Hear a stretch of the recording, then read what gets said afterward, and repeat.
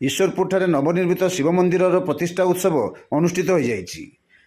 सांसद प्रताप चंद्र षडंगी ईश्वरपुर नवनिर्मित शिव मंदिर प्रतिष्ठा उत्सव में जोगदे महादेव को दर्शन करते। यही अवसर में सांसद श्री षडंगी सेठार थिबा गोमाता को खाद्य खुआइतिले।